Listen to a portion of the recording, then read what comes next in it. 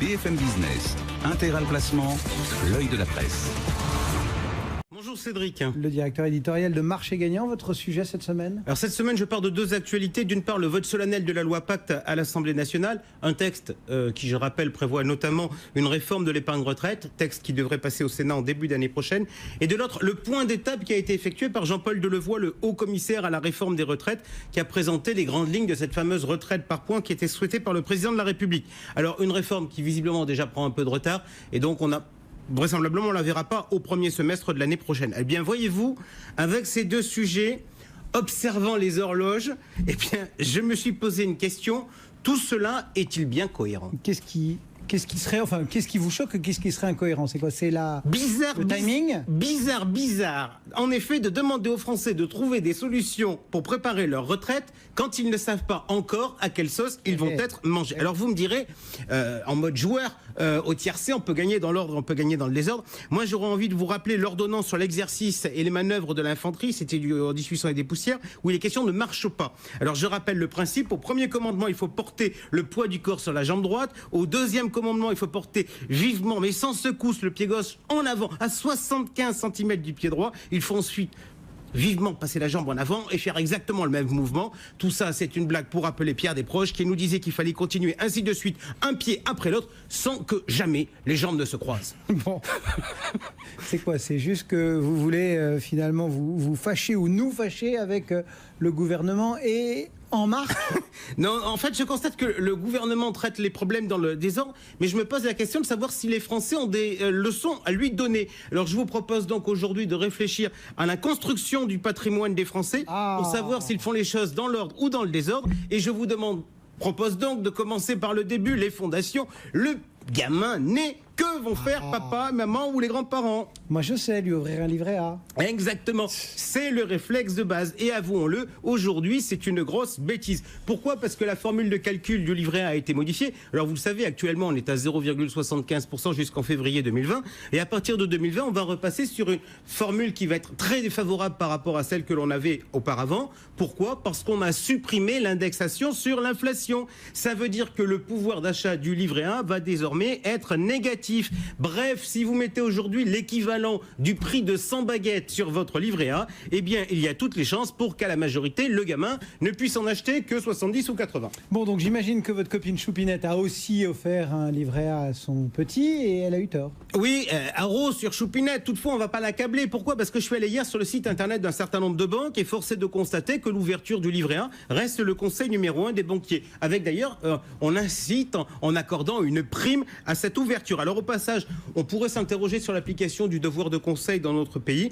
Soyons clairs, entre attraper un nouveau client au berceau et donner un bon conseil, les banquiers ont fait leur choix. Bon, cela étant dit, quand on écoute par exemple l'intégral placement, on a de plus en plus d'experts qui, eux, recommandent plutôt de se tourner vers l'assurance vie. Ah, la belle affaire, le petit dernier, la petite crevette, qu'elle est mignonne. On va donc lui ouvrir un placement réputé pour sa fiscalité successorale. Alors d'autant qu'à son âge, les bénéficiaires sont obligatoirement ses héritiers. Alors on va lui prendre une assurance vie et comme il a du temps devant lui, on va lui mettre des unités de compte pour dégager de la performance. Eh bien, voyez-vous Cédric, ça aussi c'est un conseil qui n'est pas forcément judicieux. Pourquoi vous êtes contre le côté j'investis en bourse pour les jeunes? Non, je suis contre le niveau excessif des frais en assurance vie. On en a parlé la semaine dernière où on avait appris, je l'espère, plein de choses. Donc on peut regarder en replay. Cette semaine, pour confirmer mes dires, je voudrais vous sortir un rapport qui est sorti justement hier ou avant-hier, un rapport de l'ONG européenne qui s'appelle Better Finance. Il étudie le rendement après frais et inflation des produits d'épargne dans différents pays européens.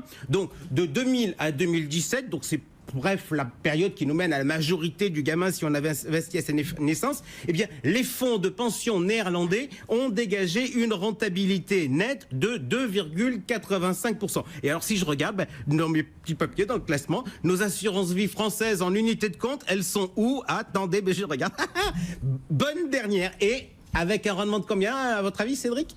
Pour que vous ricaniez comme ça, on doit être proche de zéro? Ah non, même pas. Négatif. Moins 0,82%. Vos 100 baguettes de la naissance ne sont plus que 86. Alors pardon, livret A inadapté, assurance vie en unité en compte, ce n'est guère mieux, sauf si, naturellement, vous préférez enrichir l'industrie financière plutôt que votre gamin. Bon, Moi, je ne suis pas tellement à convaincre. Convaincu depuis longtemps par Jean-Pierre Gaillard, un de mes maîtres à penser, qui voulait qu'on puisse offrir des actions à la naissance. Oui, intellectuellement, vous avez raison, et Jean-Pierre Gaillard aussi, mais il faut reconnaître que les pouvoirs publics n'y sont pas très favorables. Déjà, je m'interroge, juste pour le fun, le questionnaire MIF d'un nouveau-né. Alors, mon petit, quel est votre niveau de connaissance des marchés financiers? Combien avez-vous fait d'opérations en bourse au cours des 12 derniers mois? Bon, alors, surtout d'un point de vue fiscal, elle est problématique. Pourquoi? Parce que si vous arbitrez de temps en temps, ben, vous allez devoir payer des impôts. Si en revanche vous gardez vos titres au long cours, ben, vous ne bénéficiez plus de l'abattement par durée de détention qui existait jusqu'à l'an dernier. Donc vous êtes taxé plein pot, sauf si vous êtes malin. Parce qu'on a une solution pour échapper à l'impôt? Un problème, une solution toujours. Elle est plus ou moins bonne, mais on en construit toujours. La parade, eh ben c'est la suivante. Papa et maman achètent, ou les grands-parents achètent une action, ils la gardent longtemps, histoire de voir les cours progresser, puis le moment venu, ils en font donation à l'enfant. Fiscalement, ils se trouvent en deçà des abattements en termes de donation. Je rappelle, c'est 100 000 € tous les 15 ans, et ils effacent la plus-value de cession. En revanche, côté dividende, ils seront taxés tous les ans, donc ça ne marche pas avec tout type de valeur. Avec une SICAV action de capitalisation? Ouais, là ça marche mieux et du coup, on peut constater la distorsion fiscale de concurrence qui existe entre les placements. Je ne vous cache pas en revanche que le problème de la SICAV, c'est que l'on se fait carotter 1,5 à 2% par an de frais de gestion et vu le niveau des rémunérations actuellement, ça m'enthousiasme pas. Mais on voit pas les solutions. Quel serait le parcours patrimonial parfait, idéal pour un gamin? Alors, action à la naissance, livret jeune à 12 ans pour apprendre à gérer son budget et sensibiliser à l'argent, et livret A à la majorité quand on commence à avoir un besoin d'épargne de précaution. Bon, vous venez de nous faire en 6 minutes et quelques, un peu plus que 6 minutes, hein, des conseils pour les 18 premières années de la vie d'un individu. On n'aura pas le temps d'aller jusqu'à la fin de ces jours. Bon, j'ai compris, vous voulez que j'aille plus vite, donc je vais aller plus vite. Mais n'abrégez pas les jours de cet enfant. Sur la partie suivante, grosso modo, on a schématiquement fait la chose suivante. On fait épargne immobilière, puis épargne financière quand on a remboursé son crédit. Et bien voyez-vous, je pense que l'inverse serait plus cohérent. Vous voulez dire, vous remettez, enfin, c'est quoi? C'est la question de l'acquisition de la résidence principale? Je ne remets pas en cause la question de l'acquisition de la résidence principale, mais je pense que c'est une opération très bloquante. D'abord parce que, vu le niveau des prix par rapport aux revenus, eh bien, elle a tendance à contraindre massivement le budget des ménages. D'autre part, elle pose des problèmes en termes de mobilité professionnelle, mais aussi par rapport à tous les problèmes de l'évolution de la vie, et notamment, je pense au cas du divorce. Question, est-il judicieux d'être propriétaire et d'avoir remboursé ses dettes à 45 ans aujourd'hui? Je ne suis pas convaincu. Non, peut-être pas à 45 ans, mais à l'âge de départ à la retraite, âge pivot ou pas, c'est quand même pas mal. Oui, mais alors aujourd'hui on fait quoi? On achète pour soi, après on s'agrandit avec la famille. Je rappelle que chaque fois qu'on revend quand même et qu'on rachète, on paie quand même un certain nombre de frais, ce qui grève les budgets.